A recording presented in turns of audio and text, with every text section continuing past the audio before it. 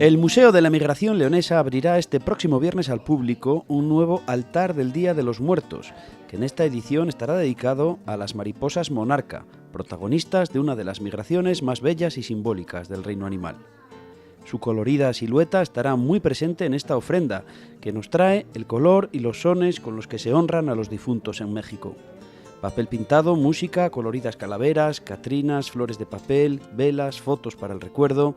El viaje de las mariposas monarca, que así se denomina el altar de este año, está elaborado con materiales traídos del país azteca y con la misma filosofía que inspira a las familias mexicanas en días tan especiales como los que rodean al Día de Muertos, Día de Todos los Santos en España.